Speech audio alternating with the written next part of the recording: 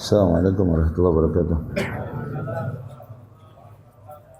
Alhamdulillah nahmaduhu wa nasta'inu bihi wa nastaghfiruh wa na'udzu billahi ta'ala min shururi anfusina wa min sayyiati a'malina.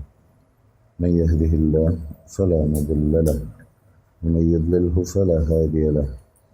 Wa asyhadu an la ilaha illallah wa asyhadu anna Muhammadan abduhu wa rasuluh. Amma ba'd.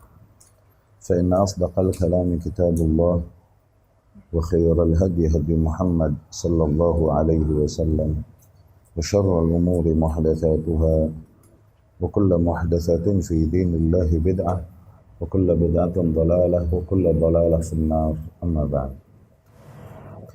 Ikhwati rahimakumullah, pertemuan kali ini kita akan bahas tentang sebuah kejadian yang terjadi pada al-imam, seorang imam di antara imam Ahlus Sunnah, yaitu al-Imam Waqi' Ibnul Jarrah rahimahumullah.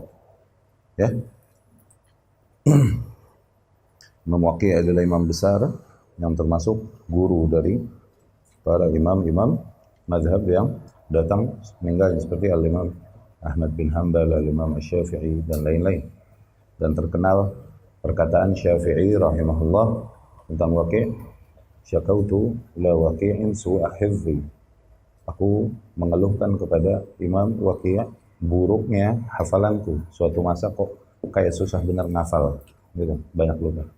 Fa'arsyadani ila tarkil ma'asi. Maka kemudian Waqi' pun memberikan aku petunjuk, yakni memberikan aku bimbing arahan agar aku meninggalkan maksiat. Fa innal ilma nuran, dikarenakan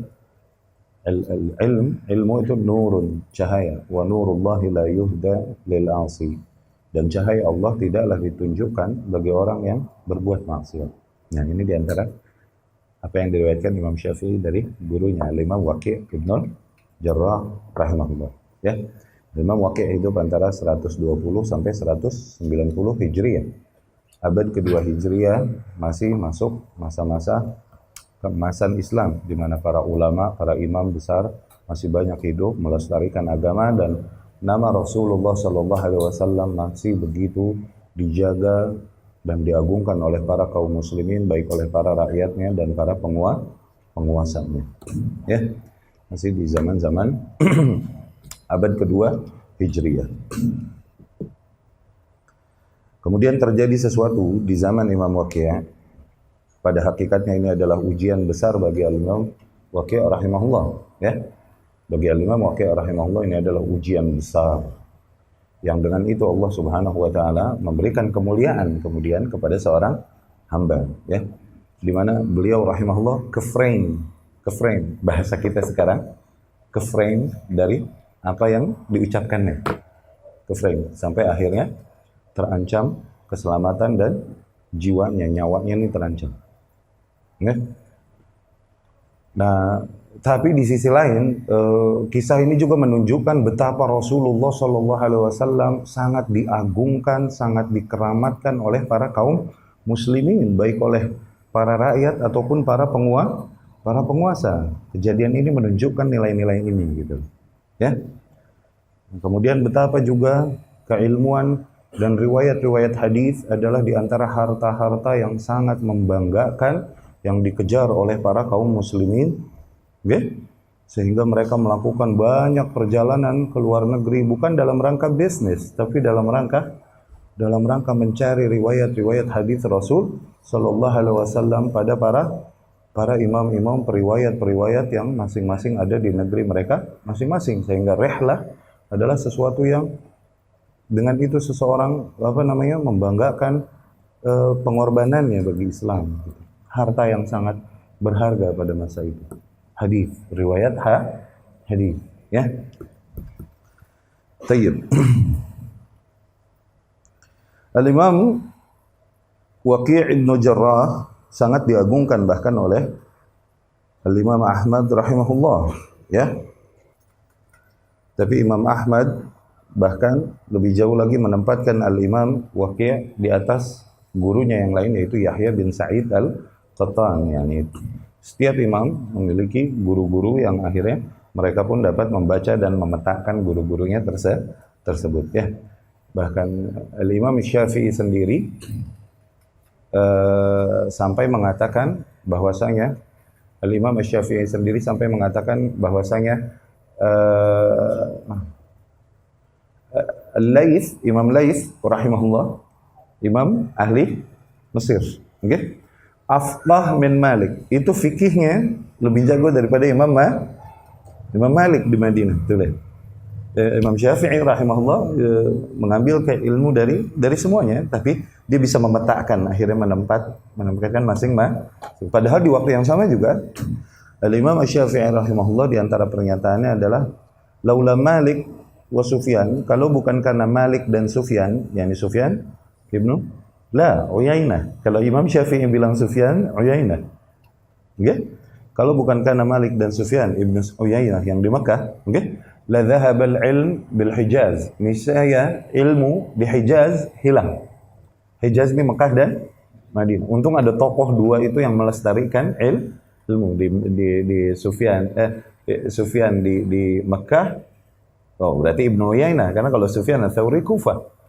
Gitu kan? Sama Malik di mana? Madinah, gitu. Ya. Tapi Imam Syafi'i mengatakan bahwasanya siapa? Al-Laits, yakni Ibn Sa'ad rahimahullah, afqah, lebih faqih daripada Malik. Ya. Ya. Mereka bisa memetakan, maksudnya masing-masing punya tempatnya masing-masing, ya. Nah, di sini demikian Al-Imam Ahmad rahimahullah menempatkan bahkan Al-Imam Waqi' ibn Jarrah di atas Yahya bin Sa'id Al-Qattan yang juga begitu agung dan besar posisinya di dalam periwayatan hadis, ya, Yahya bin Sa'id. Imam Malik nabula bi abihi. Imam Malik afwan. Imam Waqi', menempatkan Imam Waqi' di atas Yahya bin Sa'id Al-Qattan rahimahullah. Nah, Imam Waqi' ini beruntung, okay? Karena apa? Dia adalah anak dari ayahnya. Ayahnya ini Al-Jarrah. Dia juga salah seorang periwayat hadis yang thiqah. Okay? Dan dia bendahara kerajaan. Khazin, bendahara yang megang fulus. Tayyib. Dan waktu itu, kerajaan pada masa masa kaum muslimin terdahulu, ulama ini digaji sama kerajaan. Para ahli ilmu hidupnya ditanggung sama kerajaan. Udah, kalian nuntut hadis, ajarin hadis, hidup kalian ditanggung sama negara. Begitu. Dulu itu begitu. Jadi para ulama, para imam datang sebulan sekali ke satu tempat, ngantri mereka ngambil gaji. Itu begitu. Ya, ini zamannya Harun ar-Rasyid rahimahullah. Ya. Nah, bapaknya Al-Jarrah ini yang bagiin gaji para ulama. Beruntunglah dengan posisi ini Imam Waqi' rahimahullah mudah baginya mendapatkan hadis dari para tokoh-tokoh yang dimana para penuntut ilmu lain susah mendapatkan hadis itu karena posisi abahnya. Rahimahullah. Zain? Ya. Dan ayahnya telah kita katakan juga ada seorang muhaddits yang thiqat. Ayahnya juga periwayat hadis yang juga thiqah, ya. Dan dia walian ala Baitul Mal fil Kufah, dan dia walinya Baitul Mal di Kufah, bendahara. Ya kan?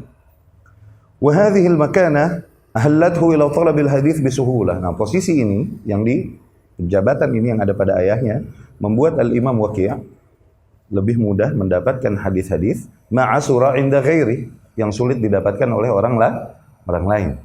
Ya. Misal Al-Imam A'mash. Tayyib. Tersebutlah Al-Imam yang hidup di masa itu, yang menjadi tempat manusia dari penjuru bumi datang kepadanya mencari hadis. Namanya Al-Imam Al-A'mash, Sulaiman bin Mihran rahimahumullah. Al-Imam Al-A'mash ini sulit memberikan hadis, begitu sulit. Dia Al-Imam rahimahullah nyentrik. Imam A'mash ini nyentrik. Dia punya sikap sendiri udah. Okay? Begitu sulit memberikan hadis kepada, nggak semudah itu mau ngasih hadis gitu. Okay? Dan nyentrik, Al-Imam rahimahullah nyentrik. Ada seseorang datang kepadanya mau ngambil hadis. Pokoknya dia mau ngambil hadis di tempatnya deh. Pas lagi majelis tahdits. Jangan ganggu kehidupan pribadiku. Gitu. Satu hari ada seseorang datang kepadanya, ya Imam, aku pinjam sekian dinar. Minjam sama orang. Setengahnya aku gunakan untuk menyewa markab kendaraan agar aku menghampirimu ya Imam. Agar aku mengambil hadis darimu. Begitu kan? Kata Imam Ahmad, setengahnya yang dipakai pulang deh. Jadi Imam Ahmad rahimahullah. Udah gitu dia nggak suka ada orang dekat-dekat sama dia nih, nggak suka. Kalau lagi majelis tajwid kasih jarak. Ya? Dan beliau rahimahullah buta. Yang udah biasa ngaji sama Imam Ahmad, ngambil riwayat Imam Ahmad, udah tahu. Imam nggak mau dideketin, oke? Ada satu orang baru datang nih, romannya ngaret. Nyari tempat, kosong deket Imam, begitu. Terus duduk deket-deket Imam. Berasa nih sama Imam Ahmad, ini dia buta, rahimahullah. Ada bilang, haddatsana fulan, haddatsana fulan. Kok gue dulu dah ini. Jadi dia bilang, jangan deket-deket makanya, jangan deket-deket gitu. Imam Ahmad nyentrik. Susah, diminta hadis susah. Nggak? Tapi dulu para penuntut ilmu juga nggak bawafir. Bawafir ini jamak dari baper. Mereka tahu itu urusan imam dengan Allah. Urusanku adalah aku dituntut di akhirat nanti. Apakah kau berpaling dari ilmu yang ada pada seseorang hanya karena masalah personal? Itu kena dosa. Kau membenci orangnya, ilmu yang datang darinya, kau terkena kewajiban mesti kejar. Nggak boleh kau menafikan ilmu hak yang datang darinya hanya karena kau benci orangnya, selama dia masih berada di atas usulul hak. Awas. Oke? Kebayang nggak anak sekarang di mana? Faham? Jadi Imam Ahmad ini dia piara anjing. Piara anjing supaya orang datang ke rumahnya mau minta hadis, digonggong, wow, lari dia. Lari lagi, takut. Satu hari akhirnya mereka, saking seringnya mereka tahu begitu, ngindik-ngindik. Ngedeketin rumah imam, khutbah, selangkah. Mana nih anjingnya? Kok nggak ada? Selangkah. Sampai depan pintunya nggak ada anjingnya nih. Terus mereka ngetuk pintu, Assalamualaikum. Waalaikumsalam. Pas dibuka sama imam, taunya imam lagi menangis sebagaimana menangisnya anak kecil. Akhirnya ini para penuntut ilmu bertanya, ya Imam, Mabik, ada apa denganmu? Akhirnya ini Imam Ahmad bilang, Mata alladhi kan ya'mur bima'ruf wa yanha 'an munkar. Makhluk yang biasa beramar ma'ruf, bernahi munkar telah mati. Yang ini anjing ini. Menghalau kalian nih amar ma'ruf nahi munkar. Imam Ahmad rahimahullah. Then kan ibnu mughaffal. Anaknya Imam Ahmad ini rada-rada mughaffal, anget. Rada ngaret. Oke? Ibtuliya bibni, dia diuji oleh Allah Subhanahu wa taala. Suatu hari dia berkata pada anaknya, "Ya ibni, ishtari lana hablan lil ghasil." Tong, belikan bagi kita tali buat jemuran. Oke? Anaknya bertanya, "Fitulikam, berapa panjangnya, Bah?" Had 10 azro. Ya, 10 lengan kayak gitu. Zain. Fi ardikam, lebarnya berapa, Mbak? Lebarnya tali. Kata Imam Ahmad rahimahullah, fi ardi musibati fik, selebar musibahku dapat anak sepertimu. Imam Ahmad begitu nyentrik. Susah dia. Satu hari nyalon, ke salon mau potong rambut. Barbershop. Oke. Halak. Zain. Dia tahu nih kemana dia pergi mesti diminta hadis. Nggak mau, dia nggak suka. Akhirnya isyarat, dia ngasih syarat sama tukang cukur. Anda mau cukur? Berapa? Sekian. Oke, Anda mau. Tapi syarat, jangan tanya hadis. Tanya hadis, Anda pergi, nggak mau bayar. Zain? Akhirnya wafat. Tukang cukurnya agree, setuju, dan akhirnya dicukurin nih. Cuman gatel nih imam dunia nih dari luar negeri ngejar dia nyari hadis. Sekarang bawa ke sini minta gue cukurin, gue nggak tanya hadis, wallah kufur nikmat. Gatel nih pengen nanya nih, aduh, gue tidak nanya, nahan dirinya nih. Imam Ahmad nih di depan aneh, lagi aneh cukurin kepalanya, nggak aneh tanya riwayat. Akhirnya dia, ya Imam, hadis fulan ini tuh ditinggal pergi, botak sebelah. Ditinggal pergi sama Imam. Nggak mau tahu dia. Nyentrik ke Imam rahimahullah Sulaiman ibn Mahran. Kembali ke sahib kisah kita, Imam Waqi' ibn Jarrah. Zain. Ketemu sama Imam A'mash. Imam A'mash tanya, "Man ismuk? Siapa namamu?" Waqi'. Ism Nabil, nama yang indah. Wa man abu? Siapa ayahmu? Ibnu man, gitu kan? Si anak siapa? Dia bilang Ibnul Jarrah, anak dari Al-Jarrah. Oh, ini anaknya bendahara kerajaan. Zain. Akhirnya dia bilang, "A'tini murattabi, yani a'tini ratibati kulla syahr uhadditsak bi 5 ahadits." Bawakan bagiku hadis, bawakan bagiku gajiku tiap bulan. Kalau kau datang bawakan, aku bagi kau 5 riwayat hadis. Ajib. Zain. Oh begitu Imam? Iya. Yang lain susah nih minta hadis di gitu. Spesial ke rumahnya. Waduh, ajib gak? Nah, dia bilang sama abahnya, "Abah," kata Imam Ahmad, katanya gaji dia sini. Biar aku yang bawakan kepadanya. Nanti dia bagi 5 hadis. Al-Jarrah tahu. Begini caranya. Datang, bawain setengah aja dulu gajinya. Dapat 5 hadis. Bilang setengahnya besok. Besoknya datang lagi, bawa setengahnya lagi, dapat lagi 5. Kida asyarah. Kalau gitu kau dapat 10 hadis. Diakalin. Zain. Kata Imam Waqi', oh begitu Mbak ya? Zain Mbak. Ya khair Mbak. Tayyib. Dia datang kepada rumahnya, ke rumahnya. Yang lain, ulama, imam, pada ngantri nih, ngambil gaji. Dia disamperin, bawain fulus. Zain.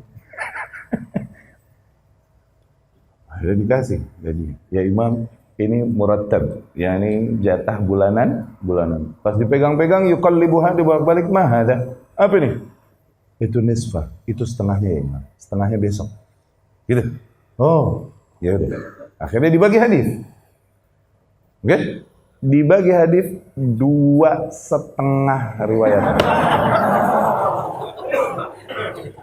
Tulisannya gimana Imam? Besok.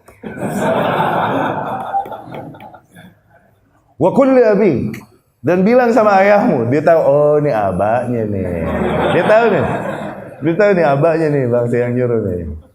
Wa kulli abi, katakan pada ayahmu, innal A'mash mudarrab qad syahidal waqa'i. A'mash nih well trained, nggak kena dia beginiin. Udah banyak ikutan perang A'mash, bilang dulu. Dibagi setengah. Akhirnya besoknya lagi baru dibagi 2,5 lagi. Syuk, demikian. Terlepas dari bagaimana nyentriknya Imam Mas, tidakkah kalian lihat betapa mulianya hadis pada masa itu? Betapa diagungkan nih riwayat pada masa itu? Hah? Ya. Hatta di antara awam. Itu adalah kekayaan yang hakiki. Ya, di antara bentuk kekayaan yang hakiki. Zain. Kemudian ikhwatu rahimakumullah.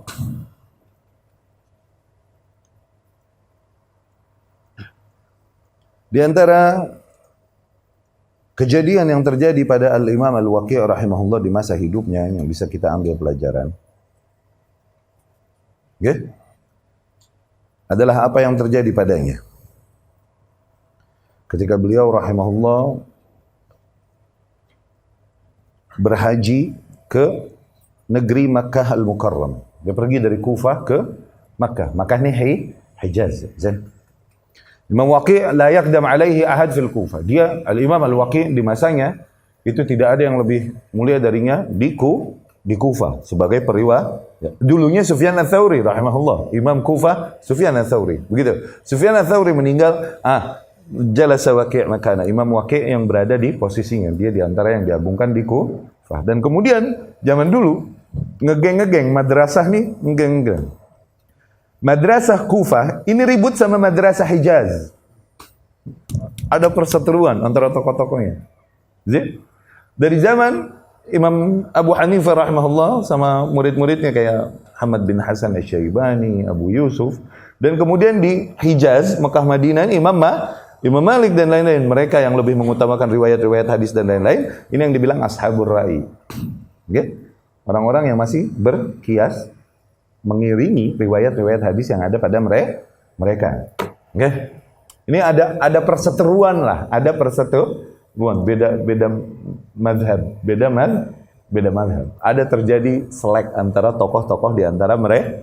Tapi ahlu sunnah sampai mereka kepada konsep yang sama di dalam mengejar ilmu. Okay? Ahlu sunnah ala kulli hal. Bahkan mulianya Imam Waqi' rahimahullah di dalam ilmu riwayat, bahkan sampai Imam Sufyan sendiri rahimahullah pernah meriwayatkan hadis yang dia dapatkan sanadnya dari Imam Waqi'. Tuh, padahal dia muridnya. Ini di ilmu di dunia mustalahul hadis, ini sesuatu yang syaraf, honor, kemuliaan yang besar. Ketika si guru meriwayatkan dari muridnya, ini kemuliaan yang besar buat nih murid berarti. Okay?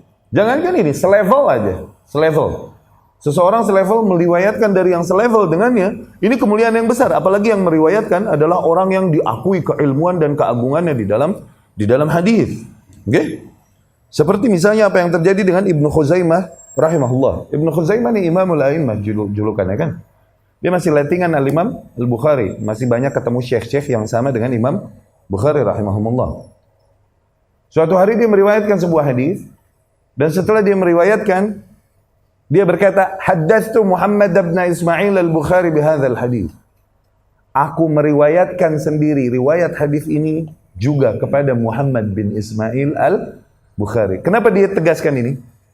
Karena mulianya Bukhari rahimahullah di dalam dunia hadis. Sama Imam Bukhari ini langit tuh deh, di hadis nggak kegoda udah.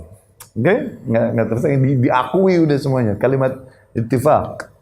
Okay? Imam Bukhari rahimahullah, kalaupun dia sendiri mengagungkan banyak guru-gurunya seperti Ali ibnul Madini misalnya rahimahullah dan lain-lain. Di antara pernyataan Imam Bukhari yang terkenal adalah mastasghartu nafsi 'inda ahadin fil hadis illa 'inda Ali ibnul Madini. Aku enggak pernah minder urusan hadis di hadapan siapapun kecuali di hadapan Ali ibnul Madini. Tuh lihat. Betapa agungnya juga berarti Al-Imam Ali ibn Madini yang selevel sama Imam Ahmad bin Hanbal rahimahullah pada masa itu. Ya. Ala kulli hal demikian di dunia hadis itu demikian. Ya. Kemuliaan ketika bagi murid ketika bahkan gurunya meriwayatkan sebuah riwayat yang dia dapat jalurnya melalui muridnya, atau seorang tokoh yang diakui keilmuannya, mendapatkan riwayat tersebut dari orang yang masih selevel atau sezaman dengan ini kemuliaan, ini syaraf, kebanggaan. Itu prestasi pada masa itu, bahasa tepatnya itu prestasi. Ya. Suatu hari Al-Imam Waqi' rahimahullah pergi berhaji ke Makkah. Okay? Faja'at talabah yatlubuna minhu al-hadis. Akhirnya para penuntut ilmu datang menghampirinya. Jagoannya Kufah nih, riwayat Kufah nih, sumber riwayat ilmu di Kufah datang ke kota kita. Masa penuntut ilmu nggak ngejar? Iya gak? Akhirnya mereka mendatangi Imam Waqi' rahimahullah, mensalaminya, mengagungkan. Ini tentunya minta riwayat ya Imam, minta riwayat. Gitu kan? Hadisna, bagi kita riwayat hadis. Akhirnya Imam Waqi' pun berikan kepada mereka apa yang mereka mohonkan darinya. Nah, Imam Waqi' pun meriwayatkan sebuah hadis. Pada saat itu, beliau rahimahullah berkata, An Ismail ibn Abi Khalid, dari Ismail ibn Abi Khalid, An Abdullah al-Bahi, dari Abdullah al-Bahi, rahimahumullah, anna Nabiya sallallahu alaihi wasallam, bahwasanya Nabi SAW, ketika Nabi SAW meninggal dunia, setelah meninggal Rasul, faja'a Abu Bakar, Abu Bakar pun datang, fakasyafa wajha, kemudian Abu Bakar menyingkap mukanya, wajah Nabi SAW, dan kemudian Abu Bakar sendiri berkata, qabbala, dia mencium keningnya, dan berkata Abu Bakar radhiyallahu anhu, wallahi ya Rasulullah, tibta hayyan wa mayyita. Demi Allah ya Rasulullah, engkau tayyib dalam keadaan hidup dan tayyib dalam keadaan mati. Yani indah engkau dalam keadaan hidup ataupun mati. Okay? Kemudian Abu Bakar menutup lagi. Kemudian Imam Waqi meneruskan riwayatnya. Thumma inna Nabiyya sallallahu alaihi wasallam turika yawman wa laylah. Namun setelah itu akhirnya Nabi sallallahu alaihi wasallam jasadnya sempat dibiarkan 1 hari 1 malam. Ini ada riwayat begini nih. Oke. 1 hari 1 malam. Hatta raba batnuhu wa thalat khinsaru, sehingga perut Nabi mulai sallallahu alaihi wasallam membuncit. Nah, kalau jasad kan membuncit, teman-teman. Wa thalat khinsaru, dan mulai begitu tuh. Apa namanya? Mulai menjadi beku, kaku jarinya. Wah, para kaum muslimin mendengar itu. La ilaha illallah, Nabi begitu? Nggak mungkin, ini celaan kepada Nabi sallallahu alaihi wasallam. Ke frame nggak Imam Waqi'? Ke frame nggak dari situ? Begini. Dulu para periwayat itu meriwayatkan semua riwayat dengan sanadnya, bukan lagi ngomong bahwasanya ini benar. Mereka fungsinya kayak para pencari berita yang meriwayatkan berita dengan rantai riwayatnya. Udah, bukan lagi bilang bahwasanya ini beneran terjadi loh, bukan. Paham nggak? Ini di antara hadis-hadis yang beredar dan dikuasai juga oleh Al-Imam Waqi', didapatkan oleh Imam Waqi'. Ada riwayat ini, Imam Waqi' lagi riwayatin. Emang ada hadisnya yang beredar demikian. Bukan lagi berhujjah bahwasanya Nabi Shallallahu Alaihi Wasallam pun membusuk jasadnya. Bukan. Syuhada nggak membusuk, Allah yang janjikan. Apalagi Nabi Shallallahu Alaihi Wasallam. Riwayat ini ada. Nah, Imam Waqi' ngeriwayatin. Innocent nggak? Polos bersalah nggak? Nggak bersalah kan? Tapi ke frame. Imam Waqi' menghina Nabi Shallallahu Alaihi Wasallam. Tuh, ke frame. Bahasa kita sekarang, iya, ke frame. Kejebak akhirnya. Ya, karena para kaum muslimin dulu, baik para rakyat dan penguasanya sangat menghormati Rasulullah Sallallahu Alaihi Wasallam. Ya, kemudian mereka berkata, "Lamma sami'a ahlu Makkah hadza, lam yatahammal." Ketika para penduduk ahli Mekah mendengar hal ini, mereka nggak tahan mendengar hal tersebut, li'annahum ya'taqidun anna hadza muhal, dikarenakan mereka sangat yakin bahwasanya itu mustahil Nabi SAW membusuk, dan itu penghinaan atas Nabi SAW. Ya kan? Dikarenakan apa? Rasulullah SAW tab fi hayati wa mamati, dia tayyib, indah, udah dalam keadaan hidup ataupun keadaan mati. Wa idza kana syuhada la tubla ajsaduhum.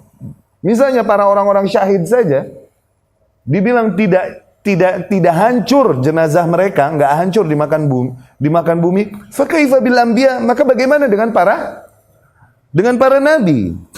Ya? Wa kaifa bi sayyidih, dan bagaimana dengan tuannya para nabi, sayyidul anbiya, yakni Rasulullah sallallahu alaihi wasallam. Lam yatahammalu hadza, mereka enggak tahan mendengar ini dari Al-Imam Waqi' Ibnu Jarrah rahimahullah, wa rafa'u al-qadhiyyah ila al-wali al-Abbasi. Pada saat itu mereka mengadukan kasus ini, dituntutlah Imam Waqi', diadukan kepada wali gubernur pada saat itu, ya, gubernur Abbasi yang ada pada saat itu. Fa amara al-wali, akhirnya ditangkaplah Imam Waqi' rahimahullah, dipenjara. Kefitnah enggak? Kefitnah enggak? Bahkan wali pada saat itu memerintahkan siapkan kayu untuk apa? Disalib. Karena apa? Ini penghinaan kepada Rasulullah sallallahu alaihi wasallam. Li'annahu rawa syai'an fihi ghadabun min Rasulillah sallallahu alaihi wasallam. Dikarenakan dia meriwayatkan sesuatu yang terdapat rasa kebencian kepada Rasul sallallahu alaihi wasallam. Dan Rasul adalah khat ahmar. Rasul sallallahu alaihi wasallam garis merah. Enggak boleh dilengkahin, udah. Enggak boleh dilengkahin. Ya? La yajuz ay yata'adda hadzal khat ahad mahma kan qasduh. Enggak boleh seseorang pun melewati garis tersebut tujuannya apapun. Sangat mereka menghormati Rasulullah sallallahu alaihi wasallam. Ke-frame enggak? Bisa paham dulu kasus yang terjadi awalnya? Jadi dikarenakan memang kaidah umum yang disepakati setiap mazhab dan ijma', oke? Bahwasanya penghinaan, dan ini disebutkan oleh Syekhul Islam Ibn Taimiyah rahimahullah di Sarim al-Battar. Penghinaan As-Sarim al-Mashlul. As-Sarim al-Maslul ala syatim ar-Rasul. Bahwasanya penghinaan kepada Rasulullah sallallahu alaihi wasallam kufrun mahab, adalah kekufuran murni, kufur. Udah. Penghinaan kepada Rasulullah sallallahu alaihi wasallam. Seorang wali apabila ada seseorang menghina Allah Subhanahu wa taala, maka dia wajib menangkapnya dan yastatibu, tuntut taubat. Kalau dia mau taubat, ampuni. Oke? Kalau dia nggak mau bertaubat dan rujuk dari apa yang dikatakannya yang merupakan celaan terhadap Allah Subhanahu wa taala, penggal. Begitu. Tapi kalau seseorang menghina Rasulullah sallallahu alaihi wasallam, ditangkap oleh wali. Nah, dia mau tobat, nggak tobat, urusan dia sama Allah. Dipenggal, tetap wajib. Tuh, begitu dong. Kalau menghina Rasul sallallahu alaihi wasallam. Kenapa demikian? Dan ini ijma'. Setiap mazhab mengakui ini. Okay? Kecuali mungkin Bawafir tadi, Bawafir. Ya, ini orang-orang yang baperan itu, kaum baper itu mendengar hal ini mungkin akan kaget. Dan ini wajib. Kenapa demikian? Dikarenakan Allah Subhanahu wa ta'ala illahnya. Kenapa hukum ini illahnya, latar belakangnya? Kenapa? Allah Subhanahu wa ta'ala zat yang maha agung, maha mulia, maha kaya. Kalau semua makhluk di setiap zaman menghinanya, mencelanya, nggak ngaruh. Sahib? Nggak berkurang kekayaannya, nggak berkurang kemuliaannya. Berbeda dengan Rasulullah sallallahu alaihi wasallam. Bashar, human being, manusia biasa. Bisa tercoreng nama baiknya ketika ada yang mencorengnya, sementara keagungannya adalah bentuk ketaatan seorang hamba kepada Allah Subhanahu wa ta'ala. Maka dijaga sedemikian rupa. Demikian yang dilakukan salaf rahimahumullah radhiyallahu anhu dalam menjaga nama Nabi sallallahu alaihi wasallam. Dan banyak kasus-kasus yang terjadi di zaman salaf yang berkaitan dengan hal ini. Kalau misalnya Nabi SAW masih hidup, beliau SAW punya hak untuk memaafkannya. Nah, ini terjadi. Orang-orang yang dulu mencela, menyakiti Nabi dan Nabi maafkan sallallahu alaihi wasallam. Tapi setelah Rasul sallallahu alaihi wasallam meninggal dunia, siapa yang punya hak lagi memaafkan orang itu? Maka dia harus meminta maaf kepada setiap muslim di muka bumi. Nah, mungkin nggak? Ya udah, yang mungkin dipenggal aja. Tuh ceritanya begitu. Celaan kepada Nabi SAW adalah bentuk keburukan adab yang ancamannya adalah sebagaimana yang ancaman Allah Subhanahu wa taala berikan pada kasus sebesar-besarnya dosa apa? Kesyirikan. Tuh, selevel lah hampir. Syirik ini dosa paling besar, maka ancamannya paling serem enggak? Allah Subhanahu wa taala berfirman, "Walaqad uhiya ilaika wa ilal ladzina min qablik la in asyrak la yahbatanna 'amaluk wa la takunan minal khasirin." Sungguh telah diwahyukan padamu wahai Muhammad dan pada nabi-nabi sebelummu bahwa apabila kau bersyirik, melakukan kesyirikan, akan hancur semua amalanmu dan kau termasuk orang merugi. Hancur yakni amal saleh yang dilakukannya, puasa, ibadah, perjuangannya semuanya, oke? Rusak, hancur hanya karena sekali kesyirikan yang dilakukan. Tuh. Oke? Dosa terbesar, ancamannya serem enggak? Angus semua nih, puasamu, zakatmu, sedekahmu, hajimu, amar ma'ruf nahi mungkar, jihad, semua angus dengan kesyirikan yang terjadi. Ada dosa lain yang diancam dengan ancaman sebesar ini juga, yaitu apa? Kekurangan ajaran kepada Rasulullah sallallahu alaihi wasallam, su'ul adab, bad manner kepada Rasulullah sallallahu alaihi wasallam. Ya ayyuhalladzina amanu, Allah berfirman, ya ayyuhalladzina amanu la tarfa'u aswatakum fawqa sautin nabi, wahai orang yang beriman, jangan kalian angkat suara kalian lebih kencang daripada suara Nabi sallallahu wala tajharu lahu bil qawli kajahri ba'dikum ba'da, dan jangan kalian ngomong kencang, jahar, lantang kepadanya sebagaimana kalian lantang satu sama lain. Antahbatu a'malukum wa antum la tash'urun. Bisa jadi hanya karena begitu, karena buruk adab begitu. Oke? Runtuh semua amalan kalian dan kalian tak menyadarinya. Tuh, sama tuh ancaman. Hangus amalan kalian dan kalian tak menyadarinya. Tuh, hanya karena ngomong lebih kenceng. Bagaimana dengan mencelanya?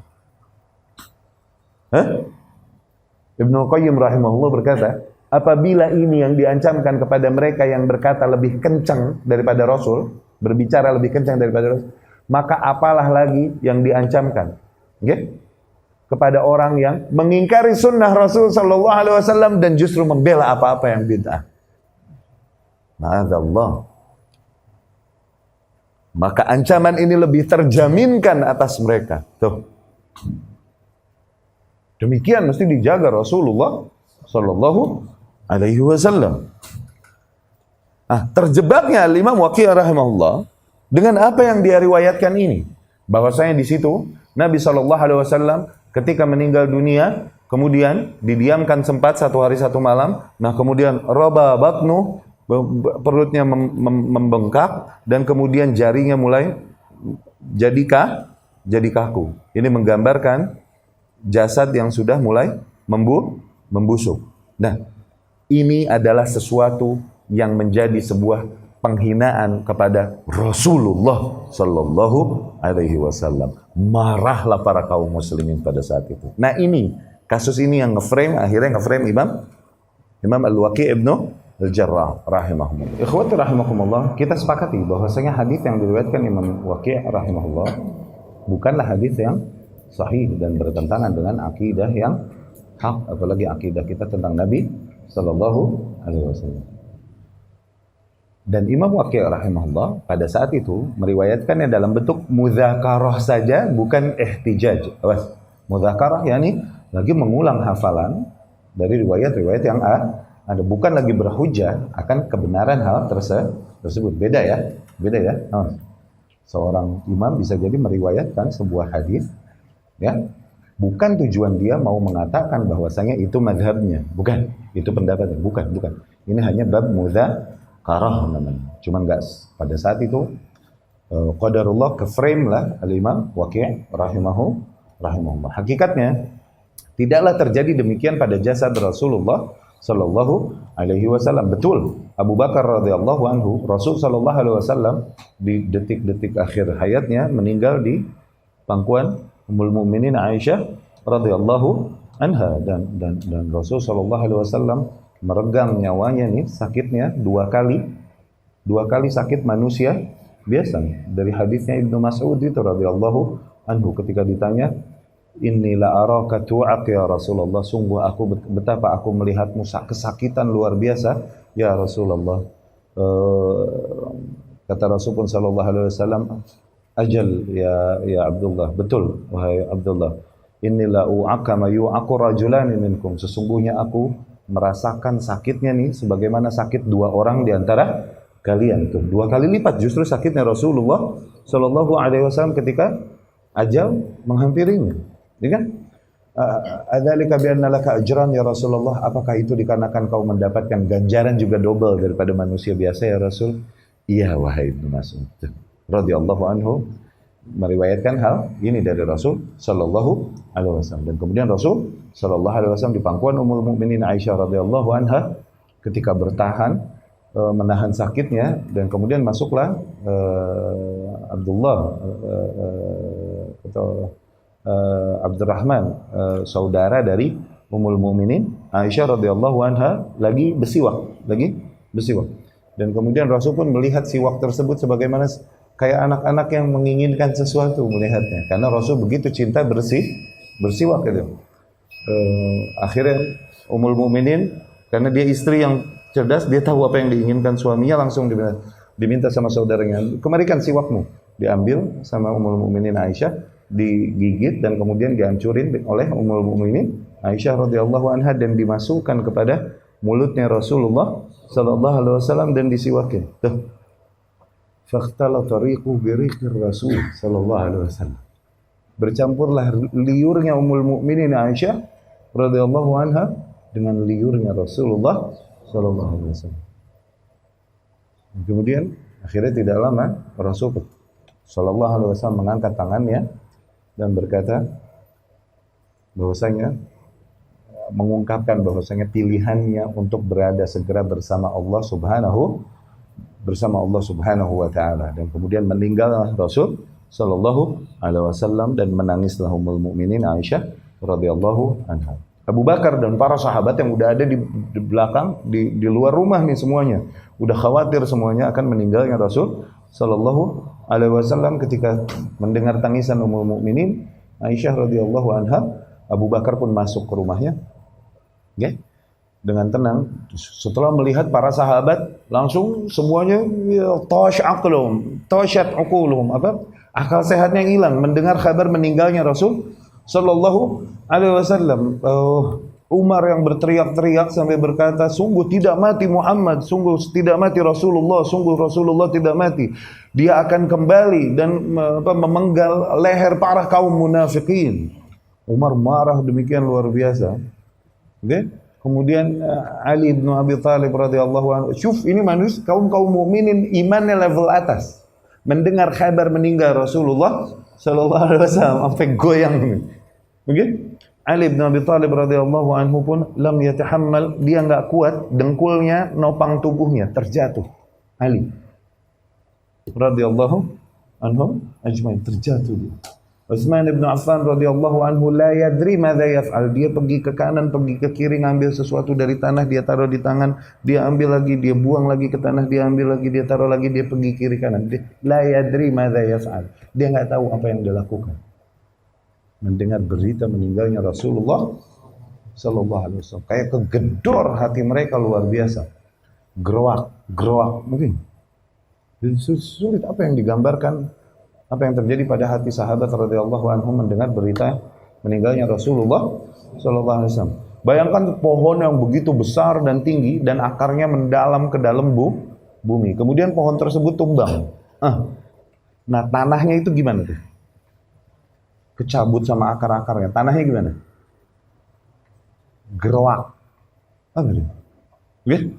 Nah, itu yang terjadi pada hati sahabat kayak begini ketika mendengar Rasul sallallahu alaihi wasallam meninggal dunia.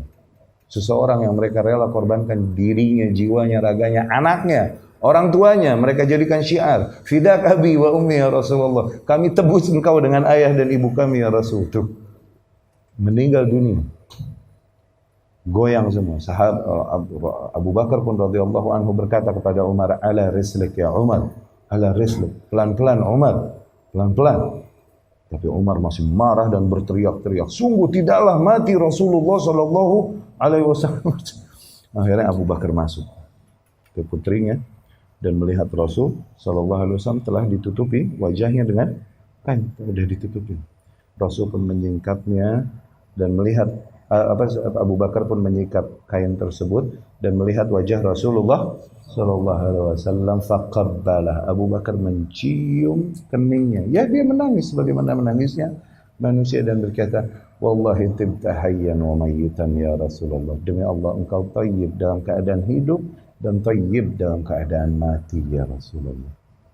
Abu Bakar pun keluar dan kemudian menghampiri manusia, dan dia berkata kembali kepada Umar, ala rislik ya Umar, Umar pelan-pelan duduk. Tapi Umar masih nggak mau duduk juga. Akhirnya Abu Bakar pun menghampiri mimbar Rasul Sallallahu Alaihi Wasallam, naik ke atas mimbar, dan ketika kaum muslimin melihat Abu Bakar naik ke atas mimbar, semuanya mendekat dan duduk. Umar pun mulai mau duduk mendengarkan khutbah Abu Bakar radhiyallahu anhu yang membuka khutbahnya seperti biasa. Kemudian dia mengatakan, "Faman kana ya'budu Muhammadan fa inna Muhammadan qad mat." Barang siapa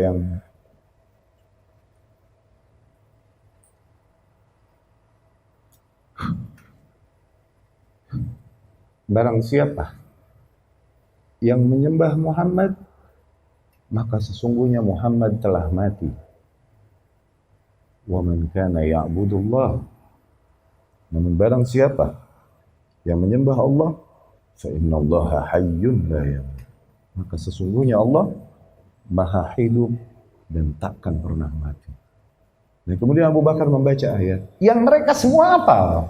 Ini mereka semua hafal di ayat nih. Cuman kok pada lupa pas kejadian, as if seolah-olah mereka baru dengar pertama kali dari Abu Bakar radhiyallahu anhu ayat tentang hal ini. Wa ma Muhammadun illa Rasul. Bukan lain Muhammad hanyalah seorang utusan Allah, qad khalat min qablihi rusul, yang dimana telah berlalu, telah mati rasul-rasul sebelum Muhammad juga udah mati sama. Afa imma ta'u qutilan qalabtum ala aqabikum. Maka apabila Muhammad telah mati atau terbunuh, kemudian kalian mau kembali lagi kepada kekufuran hanya karena cinta kalian pada Muhammad sebagai cinta seorang kepada manusia, bukan hidayah yang dibawakannya, gitu loh. Maka apabila Muhammad mati atau terbunuh, kalian mau terbalik lagi? Wa may yanqalib ala aqabai, maka barang siapa yang terbalik kepalanya di kaki, yakni kepada kekufuran setelah meninggalnya Muhammad, sesungguhnya Allah Subhanahu wa ta'ala tidak merugikan Allah Subhanahu wa ta'ala sama sekali. Mereka pun seolah-olah kayak baru pertama kali mendengar ayat itu dari Abu Bakar radhiyallahu anhu. Padahal mereka semua apa? Akhirnya semua pulang ke rumah masing-masing dan mendoktrin hatinya dengan mengulang-ulang ayat itu. Wa Muhammadun illar rasul qad khalat min qablihi rusul. Wa Muhammadun illar rasul qad khalat min qablihi rusul. Benar, ini ada kejadian ini di mana Abu Bakar radhiyallahu anhu kemudian masuk menyingkap wajah Rasul sallallahu alaihi wasallam dan kemudian mengecup keningnya dan berkata, tibta hayyan wa maitan. Tapi ditinggal sehari semalam. Nah ini nih tambahannya nih, ngaco nih. Oke? Yang riwayat ini beredar di antara kaum muslimin dan disampaikan oleh Al-Imam Waqi'. Bukan lagi bilang bahwasanya ini benar, cuman hanya sebagai, kalau kita baca buku misalnya Tarikh Tabari, Al-Imam At-Tabari, di situ banyak riwayat-riwayat, oke? Yang bukan lagi Imam Tabari bilang ini benar, bukan. Dia hanya mengumpulkan riwayat-riwayat yang ada yang terjadi di zaman sejarah itu aja. Okay? Maka di antara syubhat-syubhat yang seringkali digunakan oleh para manusia yang menginginkan kerusakan pada ajaran Islam adalah terutama mereka yang mencela para sahabat radhiyallahu anhum. Seringkali mereka mengutip riwayat yang ada di Tarikh At-Tabari, seolah-olah Imam Tabari membenarkan itu. Nah, gitu. Seperti ada diriwayatkan di Imam Tabari demikian. Ada di Imam Tabari, bukan bilang Imam Tabari bilang benar itu, awas. Sahih dhaif ada tahqiqnya lagi gitu. Oke? Mereka hanya meriwayatkan saja. Nanti kalian cari, teliti sahih apa dhaifnya begitu. Baik ya. Akhirnya ditangkaplah Imam Waqi' bin Jarrah rahimahullah oleh wali yang ada pada saat itu di Makkah. Fa'amara al-wali binasab al-khashabah, dan kemudian wali memerintahkan untuk nasab al-khashabah. Wa amara an yaslubah, untuk mempersiapkan kayu untuk mensalib, mau disalib nih, siapa namanya? Waqi' ibnu Jarrah, dikarenakan dia telah menghina Rasulullah sallallahu alaihi wasallam. Nah, di antara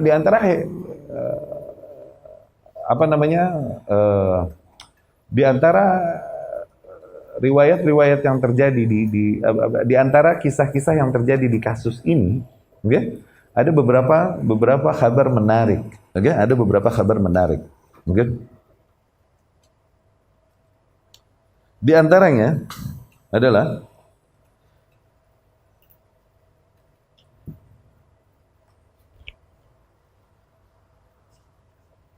ya. Falamma habasuhu fi intizar waqtil qisas, dan ketika mereka telah menangkapnya dan fi intizar waqtil qisas, dan mereka sedang Imam Waqi sedang menunggu waktu eksekusi, nggih. Alim al-Waqi annahu sayuqtal. Dia Al-Imam Waqi rahimahullah udah tahu dia akan terbunuh. Sudah, dia akan dibunuh. Fakan ma'al Waqi' sahibu. Waktu itu Imam Waqi membawa salah seorang sahabatnya yang berhaji bareng, gitu. Qala lahu, sahabatnya berkata kepadanya, "Mal amal? Kita harus gimana nih?" Gitu. Ya? Nahnu mutarrin nukallim Sufyan, nukallim Ibnu Uyainah. Kita kepepet nih. Kita mesti ngomong minta tolong ke Ibnu Uyainah. Kenapa kepepet? Karena antara Imam Waqi' rahimahullah madrasah Kufah ada khilaf sama madrasah Hijaz. Yang diantara tokoh madrasah Hijaz adalah Sufyan Ibnu Uyainah. Sampai bilang kita kepepet minta tolong. Sampai begitu dulu. Madrasah. Kita kepepet nih, minta tolong sama Sufyan Ibnu Uyainah rahimahullah, gitu. Iya kan? Padahal nih hadis juga munqati', terputus. Maksudnya sanadnya munqati', ini yang meriwayatkan nggak ketemu Abu Bakar, boro-boro ketemu Rasulullah sallallahu alaihi wasallam. Imam Waqi' hanya meriwayatkan sebagai bab mudzakarah, bukan ihtijaj, ya. Akhirnya kita kepepet nih, mesti ngomong sama Sufyan Ibnu Uyainah. Kan baina Waqi' wa Sufyan khusumah. Ada permusuhan yang terjadi antara Imam Waqi' dengan Sufyan Ibnu Uyainah. Awas.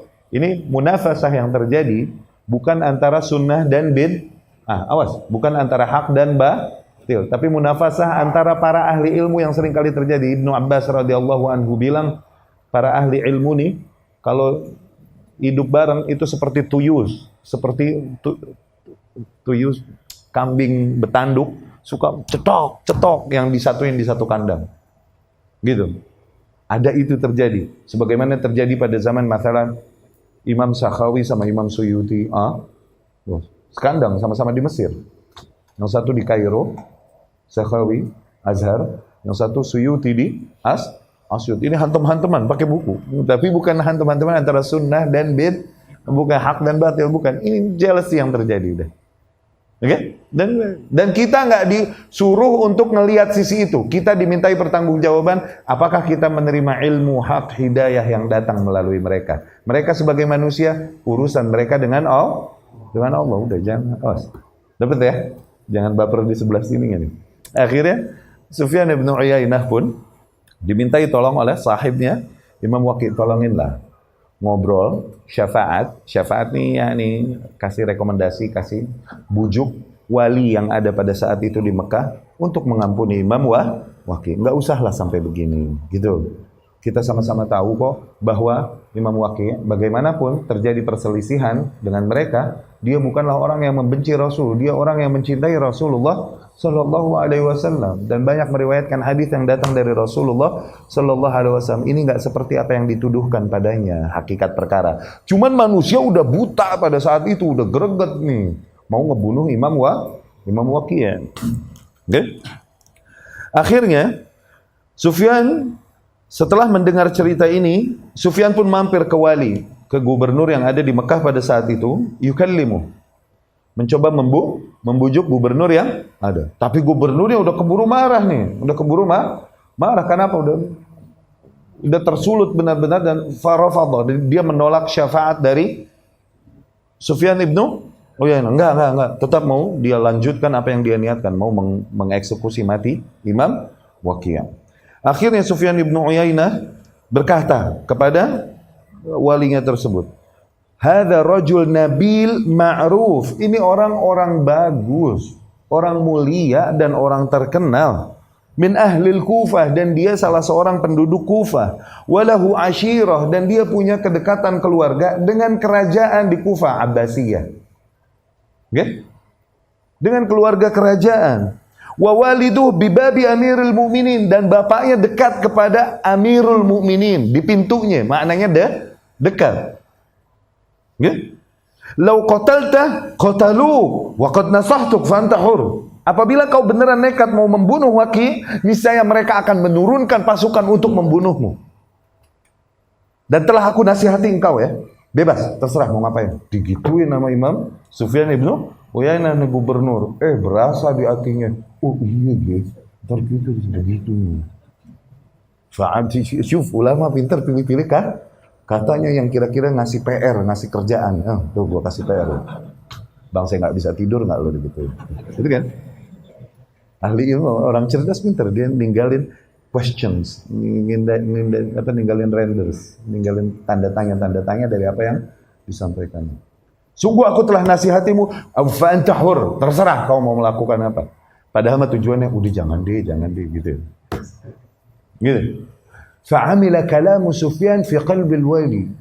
Akhirnya perkataan Sufyan ini nyangkut di hatinya gubernur. Oh iya benar juga ya. Hitung maslahat mador kena sama Sufyan ibnu Uyainah rahimahullah. Akhirnya fa'atlaqah. Akhirnya gubernur pun memutuskan, sudahlah, bebaskan Waqi' ibnu Jarrah. Akhirnya dibebaskan. Selamat gak Imam Waqi'? Alhamdulillah di Mekah nih. Kelar, nekat. Jasarah nih, nekatnya Imam Waqi' rahimahullah. Bukannya buru-buru pulang ke rumah, ke Kufah, cari perlindungan. Iya gak? Ini nyambung ke Madinah. Fahim? Para penduduk Mekah yang mendengar, Waqi' dibebasin. Marah mereka luar biasa. Akhirnya arsalu risalah musta'jilah. Mereka menulis surat kepada para penduduk Mekah. Jangan kalian andalkan penguasa yang ada kalian. Siapkan diri kalian untuk membunuh Waqi'. Sesungguhnya dia telah menghina Rasulullah Sallallahu Alaihi Wasallam. Tuh begitu. Siaplah penduduk Madinah keluar bawa alat-alatnya nih. Waduh, mau nyambut Waqi', mau dieksekusi di tempat, nggak pakai penguasa lagi. Begitu Akhirnya untung dibilangin lah sama, ada yang menasehati Imam Waqi' untuk segera kembali ke Kufah dan nggak jadi ke Madinah, gitu. Ya. Al-Harits bin Siddiq rahimahullah suatu hari mendatangi wali dan berkata, mendatangi gubernur Mekah ini yang melepaskan Imam Waqi'. Dan dia berkata kepadanya, Alhamdulillah, ihmadillah, pujilah Allah, annak najaut min dami. Pujilah Allah karena kau telah selamat dari darahnya Waqi'. Lau qataltah la qataluk. Sungguh niscaya apabila kau membunuh Waqi' beneran, keluarganya dari Kufah datang dengan pasukan akan membunuhmu. Tahu nih gubernur ngomong apa? Ta'lam ya Harits. Apakah kau tahu wahai Harits? Ana la aqdir an-naum bariha. Kemarin ana enggak bisa tidur sama sekali. Dzakartu hadits Jabir. Aku keingetan hadis yang diriwayatkan Jabir, yakni Jabirnya bin Abdullah bin Haram radhiyallahu anhu. Annahu mustakhraju, bahwasanya para manusia pada masanya dulu mereka mengeluarkan ajsad syuhada, jasad-jasad para syuhada dari kuburan. Ba'da 40 sanah, setelah 40 tahun mereka dikubur. Yani dari kuburan para syuhada, wallahu alam. Di masa hidupnya Jabir bin Abdullah atau di masa-masa awal terjadi sesuatu sehingga mesti dipindahkan kuburan para sahabat radhiyallahu anhum. Nah, dikeluarkanlah jasad-jasad para sahabat yang meninggal di zaman Rasul Sallallahu Alaihi Wasallam dari yang mati dari peperangan. Oke? Dan masa pembongkaran kuburan ini 40 tahun setelah mereka dikubur. Wallahu alam di Baqi' atau di mana nih? Oke? Pokoknya mesti dipindahin aja pada suatu masa. Zen? Ketika mereka mengeluarkannya setelah 40 tahun, oke? Ba'da 40 sana, tariyah ajsaduhum wa asabi'uhum wa adhalatuhum. Ternyata masih sangat segar jasad mereka, fisik mereka. Oke? Kulit mereka masih segar dan otot-otot mereka, jari-jari mereka masih utuh, segar setelah 40 tahun. Ya? Wa hadza fi syuhada, demikian riwayat yang diceritakan tentang orang-orang yang mati syahid. Wa Waqi' qal hadzal kalam fi Rasulillah sallallahu alaihi wasallam. Sementara Waqi' kemarin mengatakan bahwasanya membusuk jasad pada Rasulullah sallallahu alaihi wasallam. Watlaqtu, kemudian aku yang bebaskan Waqi'. Dan dia menyesal senyesal-nyesalnya enggak membunuh Imam Waqi'. Sampai segitunya nih. Mau belain Rasulullah sallallahu alaihi wasallam. Ya. Nadim, dia menyesal. Ya. Ketika penduduk Mekah menyesal dan kesal dan marah karena Imam Waqi' dibebaskan, arsalu risalah musta'jilah. Mereka mengutus surat, kilat li ahli Madinah, kepada para penduduk Madinah, alla yattakilu 'ala al-wali, agar mereka jangan mengandalkan gubernur yang ada pada kalian, pada mereka. Wala yatruku, dan jangan mereka diamkan, yakni Imam Waqi', lau ya'tihim Waqi' urjumu, andai saja Waqi' datang pada kalian, segera rajam di tempat. Jangan tunggu gubernur yang ada pada kalian. Para penduduk Mekah kasih isyarat kepada para penduduk Madinah. Okay. Kemudian Al-Imam Sa'id bin Mansur. Imam Sa'id bin Mansur ini punya musannaf sendiri, musannaf Sa'id bin Mansur. Oke, ini yang meriwayatkan kisah ini yang terjadi pada Imam Waqi' ini. Imam Sa'id bin Mansur berkata, alladzi rawa al-qissah, yang meriwayatkan kisah ini, arsala risalah ila al-Waqi' alla yadkhul al-Madinah. Pada saat itu dia saksi sejarah. Dia yang ngasih isyarat, ngasih bocoran kepada Imam Waqi'. Dia kirim surat agar jangan kau masuk kota Madinah. Jangan. Segera pulang ke Mekah. Gitu. Ba'dama sami'a isti'dad ahli Madinah liqital Waqi'. Dikarenakan apa? Dia telah mendengar kesiapan para penduduk Madinah yang udah terprovokasi dan siap membunuh Waqi' di tempat kalau dia masuk kota Madinah. Oke? Dan kemudian bihaditsin rawahu fi babil mudzakarah, dikarenakan sebuah hadis yang dia hanya diriwayatkan dia dari sisi mudzakarah, bukan ihtijaj. Sa'id bin Mansur akhirnya ngasih kode, ngasih surat kepada Imam Waqi' bin Jarrah agar jangan masuk kota Madinah, karena dia tahu ini para penduduk Madinah udah terprovokasi dan siap untuk membunuh Waqi' di tempat. Akhirnya Imam Waqi' pun kembali ke Kufah, udah ke keluarganya, punya benteng dia di sana. Oke? Rahimahumullah ajma'in. Kemudian ada kejadian lagi. Fi hadhihi sanah kana Harun ar-Rasyid. Di tahun ini pas kebenaran Harun ar-Rasyid haji. Harun ar-Rasyid. Khalifah Amirul Mukminin Harun ar-Rasyid, ya. Wa ya'ti Makkah, dia datang ke Makkah. Falamma sami'a bihaditsah Waqi', ketika ia mendengar kejadian Imam Waqi' demikian, istad'a alimaini min ahli Makkah, dan dia kemudian memanggillah dua ahli ilmu di antara penduduk Makkah, yaitu siapa? Sufyan ibnu Uyainah sama Abdul Majid ibnu Abdul Aziz ibnu Abi Rawad. Oke, Abdul Majid ibnu Abi Rawad. Ibnu Uyainah sama Abdul Majid ibnu Abi Rawad. Wa qala Harun lahuma, Harun pun ar-Rasyid rahimahullah berkata kepada dua ulama ini, dua imam ini, aftuni fi amri Waqi', coba kalian fatwa aku, kasih aku fatwa, apa yang aku harus lakukan pada kasusnya Waqi'. Okay? Yurid ayyuqdiyahu 'ala al-wajhi al-haq, karena gimana pun Harun ar-Rasyid mau menentukan perkara ini sesuai dengan hak. Okay?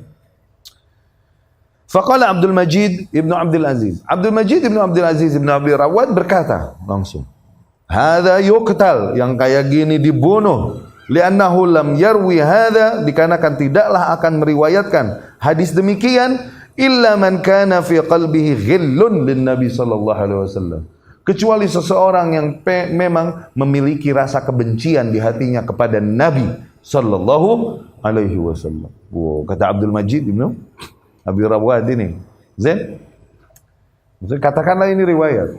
Okay? Kalau kau memang sangat mencintai Nabi, enggak sudi kau riwayatkan hal ini. Ngapain riwayat-riwayat beginian? Begitu. Kata Abdul Majid, yang kayak gini tetap pantas dibunuh. Sampai hati dia meriwayatin riwayat begini. Begitu. Okay? Ibnu Uyainah rahimahullah lebih tenang dan dia berkata, okay? Hadza hadits ruwi wa madha fin nas. Ini hanyalah hadis yang udah diriwayatkan dan tersebar di antara manusia. Walaysa Waqi' alladhi ikhtara'ahu wa la ibtada'. Bukan Imam Waqi' yang bikin-bikin palsuin itu hadis, bukan. Bukan dia yang melakukan dan buat-buat hadis tersebut. Rajul wasala ilaihi hadis fahaddatsa bih. Dia hanya seseorang yang sampai kepadanya sebuah riwayat dan kemudian dia riwayatkan lagi. Sesederhana itu kok. Akhirnya Harun ar-Rasyid pun mengambil keputusan qada al-khalifah bitabrirah Waqi' wa tarki Waqi'. Akhirnya Harun ar-Rasyid menentukan untuk membebaskan al-Imam Waqi' rahimahullah dan menghukumi bahwasanya dia tidak bersalah. Oke. Selamatlah Imam Waqi' dan pulang ke kampungnya. Udah, alhamdulillah. Lihat, luar biasa kejebaknya Imam Waqi' rahimahullah pada sebuah kejadian yang akhirnya sampai mengancam keselamatan jiwanya hanya karena apa? Riwayat yang diriwayatkan, kata-kata yang diucapkan ke frame. Ya kan? Tapi yang bikin terkesan dari kejadian ini adalah betapa Rasul SAW sangat diagungkan di masa itu, luar biasa kan? Sangat dibela luar biasa. Baik oleh awamul muslimin ataupun para penguasanya. Harun ar-Rasyid ini rahimahullah, pantaslah Allah berikan kuasa besar padanya karena memang sangat menjaga sunnah Rasul Sallallahu Alaihi Wasallam dengan apa? Menghidupi para ulama, menjamin para ulama. Dia ini Harun ar-Rasyid kan yusalli fi yaum 100 rakaat. Dia sholat sehari ini 100 rakaat. Yaghzu sanah wa yahuj sanah. Rutin. Dia perang setahun jihad, tahun depan haji. Perang setahun, tahun depan haji. Dan kalau dia haji, dia berangkatin 300 ulama. Diongkosin haji sama anaknya, sama istrinya, sama nafkahnya yang diperlukan buat haji. Nuh, dari kocek dia sendiri, nggak pakai duit DKM. DKM. Apa Baitul Mal, nggak pakai duit Baitul Mal. DKM no. Dan penguasanya kayak gitu. Penguasa cerminan siapa ya? Penguasanya begitu rakyatnya. Hobinya, di antaranya dia suka memenggal para pemalsu hadis, zindiq, pemalsu hadis. Suatu hari dibawa seorang zindiq mau dipenggal kepalanya. Biasa sosokan polos, kenapa kau mau memenggal leherku? Kata Harun ar-Rasyid bilang, liurihal ibadah minnak, agar aku selamatkan para hamba-hamba Allah darimu. Oke? Kemudian dia bertanya, fa aina anta min alfi haditsin wada'tuha ala Rasulillah sallallahu alaihi wasallam wa lam yaqul minha harfan qat. Lalu apa yang bisa kau lakukan dari 2000 hadis yang telah aku palsukan atas nama Rasul sallallahu alaihi wasallam dan aku telah sebar di antara manusia. Padahal Rasul tidak pernah menyebutkan satu huruf pun darinya. Ya, ini kalaupun kau memenggalku, bisa apa kau melakukan untuk menghambat virus yang telah aku sebar itu? Keselnya Harun ar-Rasyid berkata, aina anta min Abdullah al-Fizzari wa ibn al-Mubarak. Apa yang bisa kau lakukan menghadapi imam-imam seperti al-Imam al-Fizzari, al-Imam Abdullah ibn Mubarak, yunkhilaniha wa yukhrijaniha harfan yang akan meneliti tiap hadis yang beredar dan mentakhrij tiap huruf yang ada pada hadis itu. Sabet lehernya dipenggal, ceder tuh. Hobinya begini. Pantaslah Allah berikan kuasa pada mereka. Kuasanya nih setengah muka bumi lebih. Harun ar-Rasyid nih ngobrol sama langit, ngomong sama langit. Okay? Dia berkata, ayyatuhas sama aina syi'ti amtiri. Wahai langit, dimanapun kau mau turunkan hujan, turunkan gitu, sono. Fasawfa yuhmalu ilayya kharaju. Nanti dimanapun hujan turun, kemudian tumbuh, tanaman dan panen, okay? Tetap hasilnya akan disetor kepadaku di sini, di pusat. Segitu luas kuasanya. Dia ngomong begitu ke langit. Kok bisa Allah kasih kuasa kepada manusia kaum demikian? Lihat bagaimana dia menghormati Rasulullah Sallallahu Alaihi Wasallam sebagai cerminan bagaimana rakyatnya menghormati Rasul Sallallahu Alaihi Wasallam melestarikan ilmunya, menjaga sunnahnya Rasul Sallallahu Alaihi Wasallam.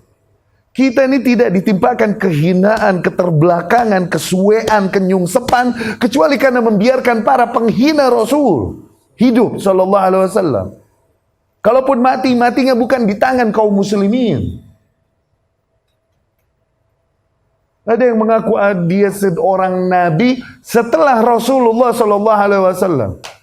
Ada seseorang mengaku demikian dan mengaku Islam.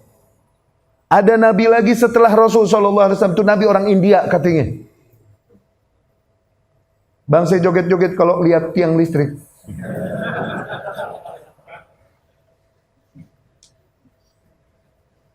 Nah, itu nabi matinya bukan di tangan kaum muslimin. Di mana? Di WC matinya. Coba di tangan kaum muslimin, mungkin Allah akan berikan kemuliaan pada kita. Kita menghadapi kekuatan yang nggak bisa kita hadapi. Kenapa? Karena kita tidak mengagungkan Rasul Sallallahu Alaihi Wasallam, membiarkan para penghina Rasul Sallallahu Alaihi Wasallam. Di antara sufi-sufi yang ada, saking ngaconya, sampai berani berkata bahwasanya dia bermimpi bertemu dengan Rasul dan Rasul Sallallahu Alaihi Wasallam mencium dengkulnya.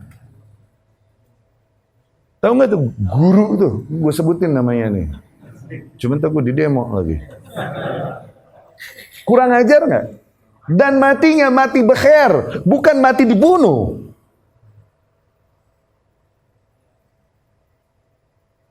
Setelah ini semua, kita mau ngeluh, kenapa sih kita kalah, kenapa sih kita ditindas, kenapa sih kita terbelakang? Jangan ngeluh, Allah Maha Adil. Minimal pada sunnahnya, pada ajarannya, apakah kau hidupkan pada dirimu, istrimu, anak-anakmu? Apakah kau tegakkan sunnah? Kita kaum yang cuman segitu ngebelain Rasul dibanding kaum yang segitu dulu ngebelain Rasul Sallallahu Alaihi Wasallam. Udah jangan sesali keagungan dan kebesaran Islam yang hilang dari kita, namun ada pada mereka. Umar berkata radhiyallahu anhu, nahnu qaumun a'azzanallahu bil Islam. Kita adalah kaum yang Allah agungkan kita. Tadinya kita hina, barbar, makannya bangke, minumnya darah. Serem nggak? Arab. Tapi kita berubah menjadi kaum yang agung, yang kuat. Dengan apa? Dengan Islam. Allah agungkan kita dengan Islam. Ketika kita tinggalkan Islam, maka Allah akan kembalikan kita pada kehinaan. Minimal pada diri kita. Ya, semoga materi-materi demikian bisa mengembalikan niat kita dan kembali ngecas semangat kita, ya. Semoga melembutkan hati kita dan kemudian mengembalikan kita kepada niat awal di dalam melakukan perubahan dan menjalani kehidupan. Aqulu qouli hadza wa astaghfirullah li wa lakum.